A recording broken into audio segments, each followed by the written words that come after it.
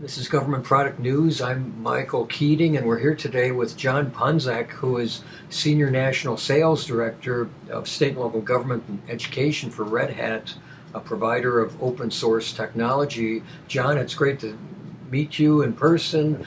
Nice to be here. Thank you. And John, can you tell us about Red Hat's offerings in the government space?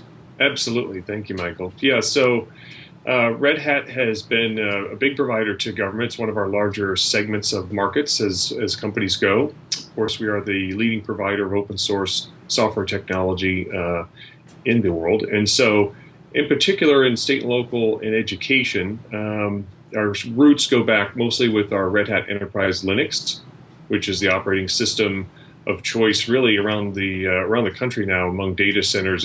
It's kind of become a two-horse race with Microsoft Windows and Red Hat Enterprise Linux in most data centers. Most of the other flavors of operating systems have sort of been consolidated along those lines. And I was just at a big user conference this week. We had our Red Hat Summit in San Francisco and talking with a lot of different customers. And it seems, I'll say arbitrarily, it's about a 50-50 split with Microsoft Windows and Red Hat Enterprise Linux in most people's data centers. So that's a long way. I've been here a little over 8 years, and that's a long way in terms of our market share and our customers helping us that way. So that's the primary way most entities get started with Red Hat, is with our Linux. And then we've made quite a few acquisitions and developed quite a bit of software in the last 20 years of existence here. And so many of our customers have moved into other layers of those software stacks, in particular in middleware.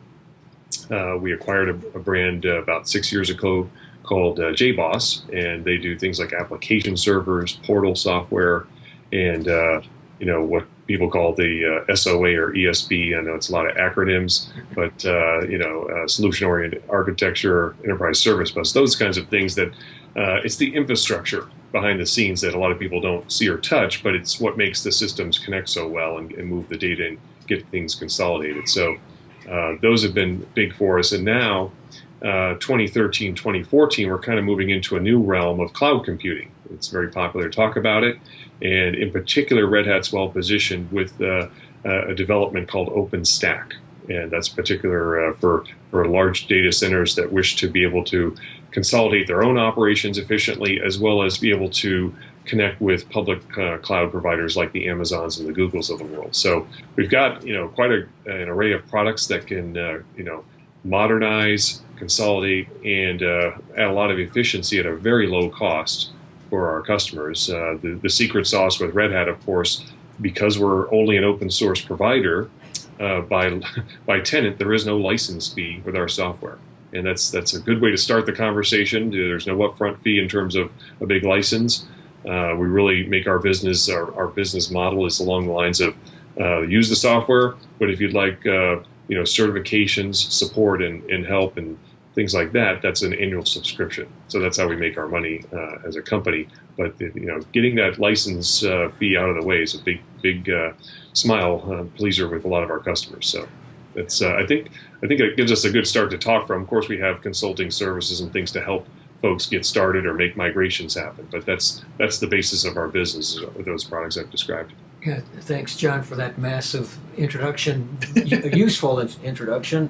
And maybe you can tell me about the Dell Red Hat OpenStack collaboration in a minute. That was just announced. But Yeah. speaking of consolidation, can open source technology help government agencies consolidate data centers or move to the cloud?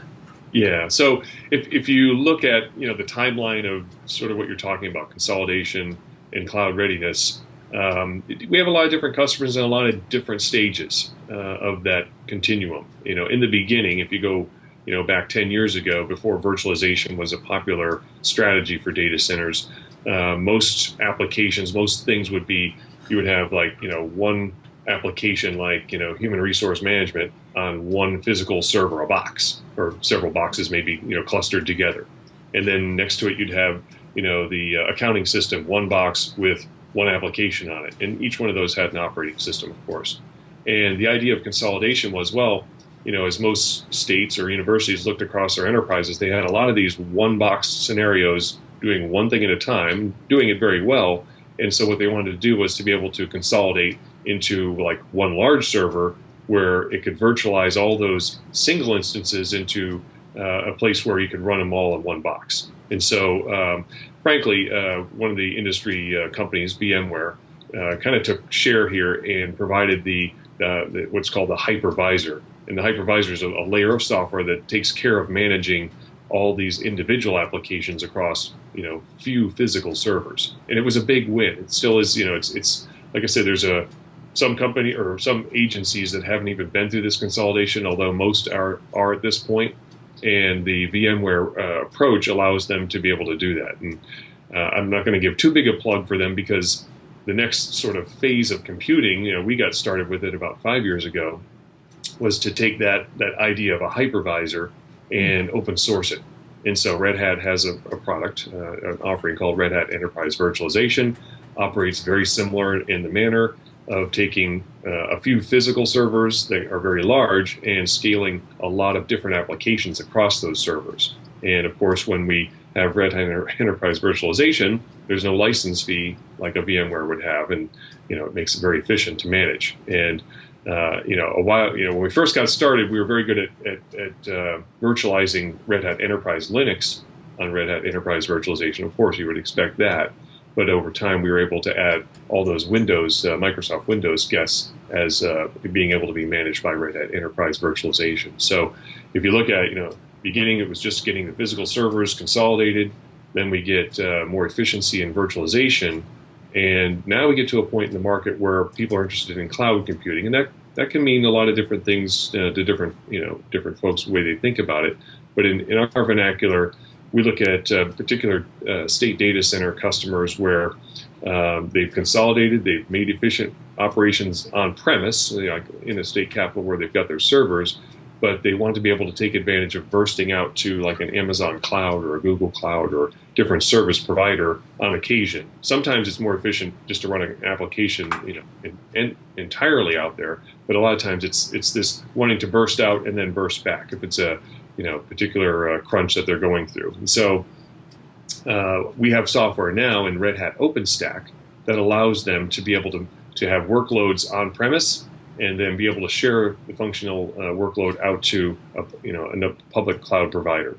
And at this conference this week, I'll give an aside, we were on a panel and there was a gentleman from Amazon Web Services, and he took exception. He says, I wish they hadn't called it a public cloud because that makes it sound like it's insecure. It's really not. It's available to the public, but everything in their data center is completely secure. In fact, their challenge is usually to say, do you really think you could make your data center more secure than Amazon's or some of these large ones? If you look at the really big ones, that's another sort of factoid. Is most of the big data center providers, whether it's a Facebook, Google, or Amazon, built their enterprise infrastructure on open source software. That's what's allowed them to be so massively scalable. So good to know.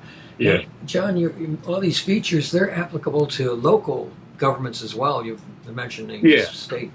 That's huge, Michael, because what happens now is, and frankly, Amazon kind of got that ball rolling, is now with a credit card or an account, you've got sort of state-of-the-art data center features available to the smallest of enterprises. So a small city or county operation doesn't have to hire expensive administrators, go through a big RFP process, and spend a lot of upfront money to see if it'll work.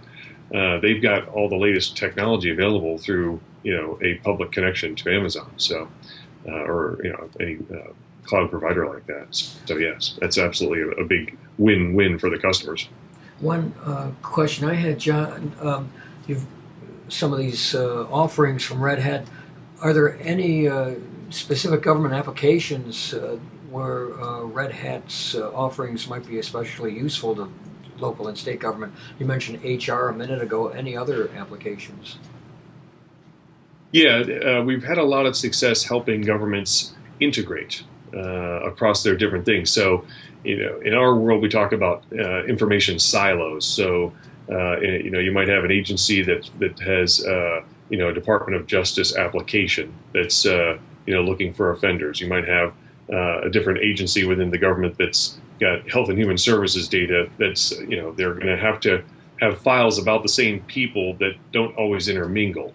And so there's a notion of connecting or integrating these different silos together through something called middleware. And that's been a big thing. That's one of the reasons we moved forward with that purchase I mentioned a few minutes ago called JBoss, because that was a specialty of theirs, to be able to take different data sets and be able to connect them so the user's presented with one view of the complete picture. So if you have a person that's in your system as a state provider, and you're looking, are they making child support payments? Are they, on benefits? Are they incarcerated? Are they, subject to law enforcement actions at the time? You want to be able to get the complete picture of that person's actions, and our JBoss middleware does that for them. We have a project out in California's Department of Justice, the CSAR, CSAR, that tracks that. It's been a great win for them to be able to sort of string together these systems so that anyone along the way, whether it's a highway patrol person or a judge making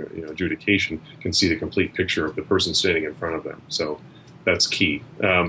Another area that's kind of unique about applications and open source in government is the notion of citizen coder, right? And so in the last few years, there's been sort of these fun little contests that cities have sprung up around the country where governments like New York and DC, and now smaller ones, have gotten into the act of having their citizens come in and spend a weekend modeling up applications, kind of rapid prototyping to see what kind of things they could create that would be of benefit to the local governments. Most of them are based around mapping, so a lot of times it's can we put out an application that tells a citizen on our website where public services are available to them, or bus routes that puts them on a map so they can see the interactive bus, when the next bus is coming, things like that most citizens want access to, and they're pretty quick and easy to develop as a web-based application, of course, available to smartphones. And so these things have been going on for several years now. My personal perspective is, wouldn't these be, wouldn't everyone benefit by sharing, right? I mean, if New York City government creates an application that manages the bus routes, of course, why wouldn't the city of Boston or Los Angeles want that? There's no competition between the cities. In fact, there's a motivation to share. And so that's kind of happening. There's an organization we participate with called codeforamerica.org. And they're sort of becoming a fostering agent for all of these publicly based built applications. There's a lot of activity that, even without these contests, happens within the bounds of a city or a county. And Code for America is doing a really good job of incubating those and bringing them together. So that would be a great example. We have other things like the My Benefits agency up in New York, their Health and Human Services. Citizen needs to know, what am I eligible for by going to a website, filling out some demographic data about themselves, and then behind the scenes, our software is going out to the other legacy systems and saying, oh, based on this person's information, they would be available for this benefit or that benefit. It brings it back together. So they're not going to 10 different agencies and looking up and calling all these people trying to figure out what am I basically eligible for. So there's a lot of ways this middleware behind the scenes can really save time and make governments efficient. Yes, a lot of government applications, John. And I think my last question, do you have any advice for government administrators who are considering open source technology in their IT operations? Absolutely. So the great thing about open source is everyone can contribute. But, the not so great, I wouldn't say it not so great, but the caveat to that perhaps would be to be able to have it be enterprise capable, secure and available. So as an example, the citizen coder thing is great, but if you have a contest and a citizen develops this application that talks about the bus stops, what happens to who's going to run that code?